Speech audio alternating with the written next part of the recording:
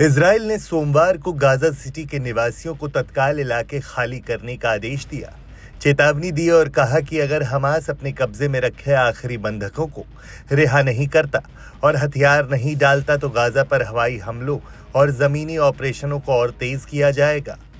Israel ने इस चेतावनी को फाइनल वार्निंग बताया है और कहा कि अगर शर्तें पूरी नहीं की गई तो गाजा को तबाह कर दिया जाएगा। इजराइल डिफेंस फोर्स ने कहा कि हमास ने 2023 में हुए हमलों के दौरान 48 बंधक बनाए थे और अब तक उन्हें नहीं छोड़ा है। प्रधानमंत्री बेंजामिन नेतन्याहू ने कहा कि गाजा सिटी के निवासियों से कह रहा हूं कि आपको चेतावनी दी जा चुकी है, वहां से निकल जाइए। उन्होंने बताया कि बीते कुछ दिनों में 50 टेरर टावर्स को गिराया गया है, जो आने वाले जमीनी ऑपरेशंस की तैयारी है। आईडीएफ ने गाजा सिटी के बीचों बीच बने 12 मंजिला ब्लॉक पर बमबारी की, जिसमें कई विस्थापित परिवार रह रहे थे। हमले से 3 घंटे पहले वहां मौजूद लोगों और आसपास के टेंटों में रह रहे सैकड़ों लोगों को इलाके को खाली करने की चेतावनी दी गई थी।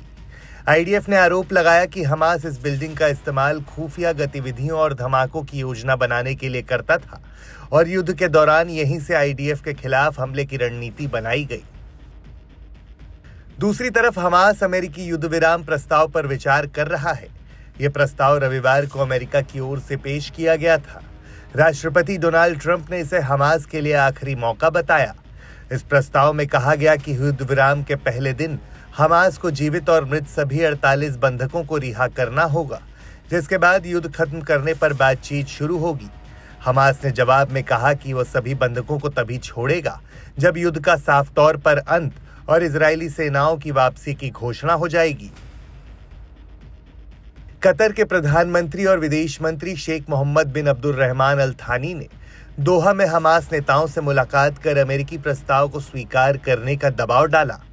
हमास के वरिष्ठ नेता बासेम नईम ने कहा कि अमेरिकी प्रस्ताव केवल प्रारंभिक विचार है और ऐसा लगता है कि मुख्य मकसद इस ऑफर को खारिज कराना है, न कि युद्ध समाप्त करने वाले किसी समझौते तक पहुंचना।